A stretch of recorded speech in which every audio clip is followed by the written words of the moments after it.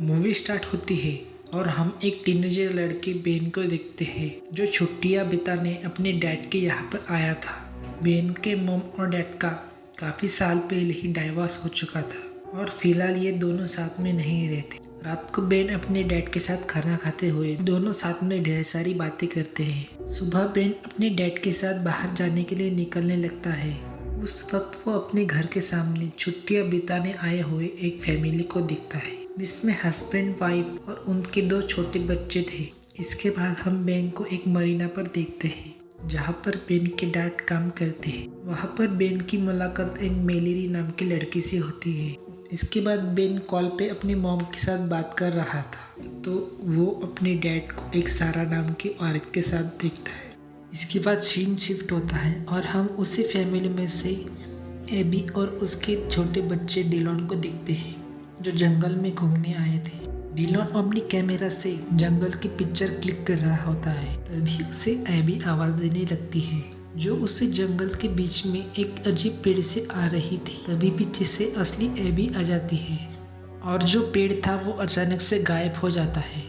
इसके बाद हम एबी को अपने घर में उसके हस्बैंड टाई और छोटे बच्चे के साथ देखते हैं। एबी टाई को एक हिरन के बारे में बताती है जो जंगल में उनकी गाड़ी के सामने आने से मर गया था। एबी टीवी पर हिरन को काटने की प्रोसेस को देखती है ताकि वो उस हिरन को काटकर उसका गोश्त पका सके। इसके बाद हम एबी की गाड़ी में उससे मरे हुए हिरन को देखते हैं।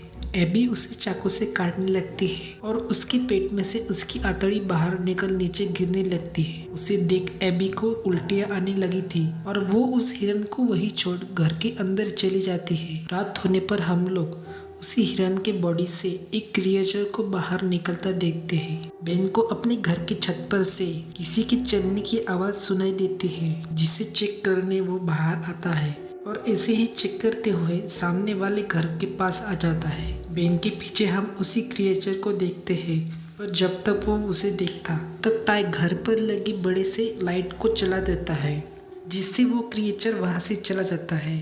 सुबह फिर से बेन अपने डैड के साथ मरीना जाने निकलता है तो वो डिलॉन को उसके घर के बेसमेंट में झांकता देखता है जिसके पास में वो रात में गया था और वो डिलॉन को उस जगह से दूर रहने के लिए कहता है।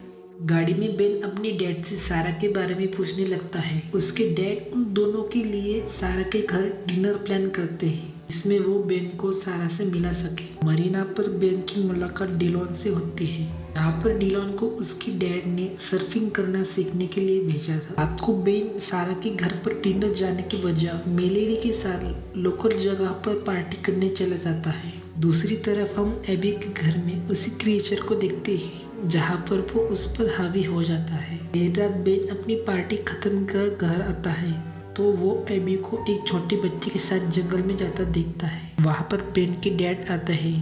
वहाँ पर उन दोनों की सारा के घर डिनर पर न आने की वजह से बहस हो जाती है। अगली सुबह बेन मरीना के लिए निकल जाता है। दूसरी तरफ डिलॉन अपनी माँ को देखता है जो पूरी तरह से उस क्रिएचर के द्वारा हावी हो चुकी थी। रात को बेन के डैड मरीना पर रुक जाते हैं और सारा अपनी कार से उसे घर छोड़ने लगती है जहाँ पर वो फिर से उसे डिनर के लिए इन्वाइट करते हैं। बेन जब घर आता है तो वो अपने कमरे में डिलॉन को देखता है जो उसके माँ से छुपने के लिए उस कमरे में आया था। उसकी माँ उसे आवाज़ देने लगती है पर डिलॉन उन्हें घर में लेने से मना करने को कहता है। बेन नीचे जाकर उसे उस जगह से भेजने लगता है। तभी टाई वहाँ आ जाता है जिसकी आवाज़ सुनकर डिलॉन उसके साथ में चला जाता है। घर में जाने के बाद डिलॉन उसके डैड को अपनी माँ के अजीब बर्ताव के बारे में बताता है पर वो उसकी बातों पर ध्यान नहीं देता। अगली सुबह बेन को डिलॉन से मिलना था और उसे सर्फिंग सिखानी थी पर वो उस जगह पर नहीं आया था, इसलिए इस बात को पूछने बेन उसके घर जाता है। तभी टाई ऐसे बर्ताव करता है मानो उसका डिलॉन नाम का कोई बेटा हो ही नहीं और वो बेन को वहाँ से भगाने लगता है। बेन उनके घर के दरवाजे के नीचे एक सिंबल बना देखता है और उसे घर आके नेट पर सर्च करता है तो उसे एक विच के बारे में पता लगता है जो लोगों पर हावी हो जाती है और उनके बच्चों को ले जाती है। इसके बाद बेन बाजू वाली फैमिली पर नज़र रखने लगता है।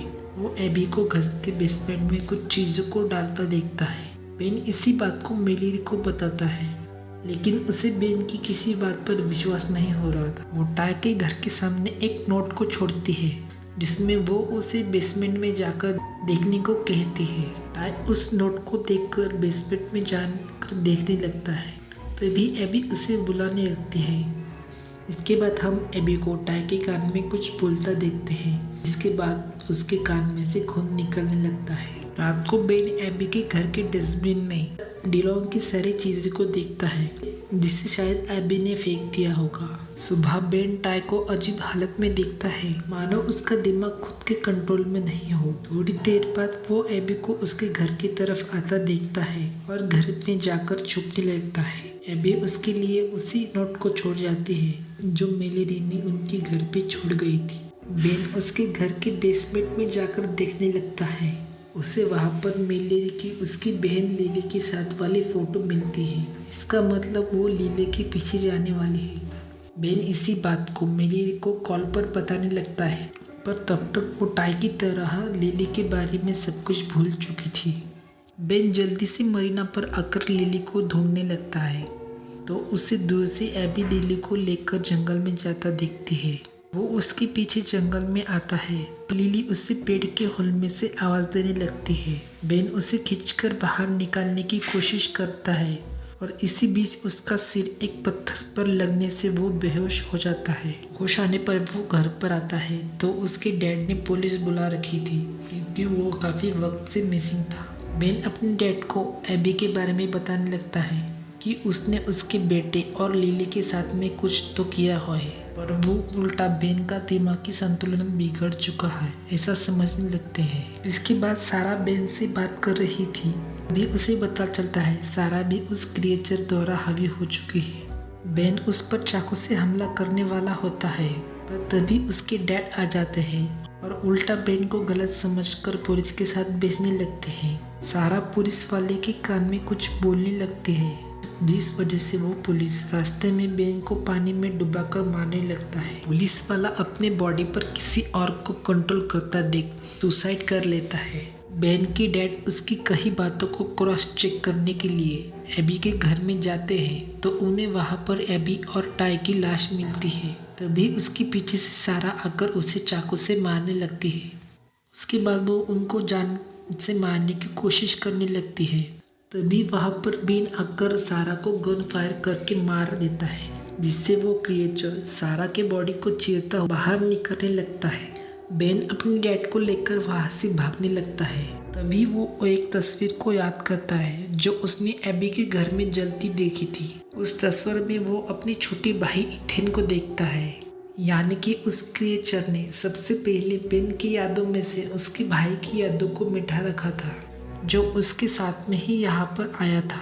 इसके बाद बेन मेलेरी को लेकर उसी जंगल में जाता है ताकि वो दोनों इथिन और लिली को वापस ला सके। बेन उस पेड़ के चारों ओर पेट्रोल को डालने लगता है ताकि वो उस पेड़ को जला सके। बेन उस होल के रास्ते अंदर जाता है। सबसे पहले बेन इथिन को ढूंढकर उसे बाहर भेज देता है और लिली को ढूंढने फिर से वापस अंदर जाता है। अंदर जाने पर वो उस क्रिएचर को डिलॉन की लाश को खाता देखता है। बेन गन की मदद से उसे वहां से भगा देता है और जल्दी से लिली को ढूंढ के उसे बाहर भेज देता है। पर बेन जब बाहर आ रहा था तभी वो क्रिएचर बेन के पैर को पकड़ लेता है।